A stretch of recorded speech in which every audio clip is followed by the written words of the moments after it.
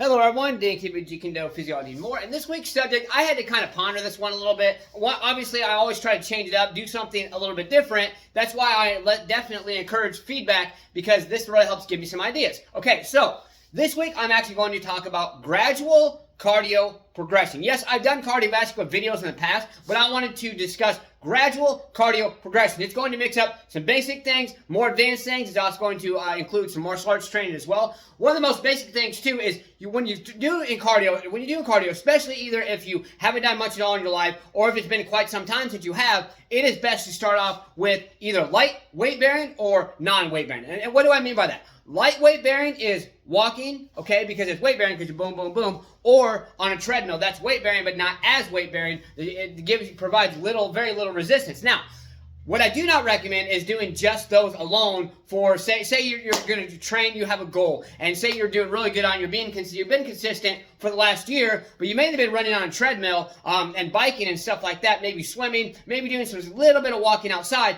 and you wonder why your knees hurt, your hips hurt, and things like that. It's because you've got to put a resistant force against your muscles, tendons, joints, and bones in order to strengthen them. So if you're just walking on a treadmill, elliptical, bicycling, things like that, you're not going to get that strength on your knees and other underlying muscles, bones, tendons, and joints that you're going to need. But what I do recommend is what I've always do back in the day when I kept getting in really good shape and then getting out. I would always start off by biking, because biking is going to, obviously it's non-weight bearing. Pretty much anybody can do it. If you have knee issues, number one, check the height adjustment of your bicycle. You should be like this.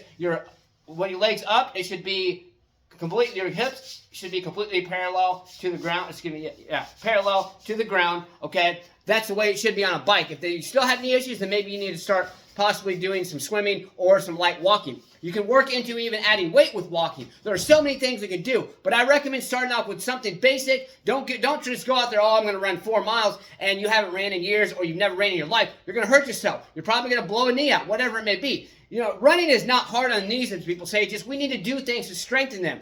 Combination of, if you're going to mainly run on treadmill, do some strength training with your legs, squats, deadlifts, Romanian deadlifts, whatever it may be. We got to be doing these things. This is gradual cardio progression. So please stay tuned with me to get some more info for the week, and please give me any suggestions or comments or things that you would like to see. Let's get out there, stay motivated, believe in yourself, believe you can do it, and believe that you deserve it. Let's get out there. Let's go. Smash, punch, kick that like button. Just don't break it. Let's get out there and do something. Get your ass up, get moving, and grind today. Let's go.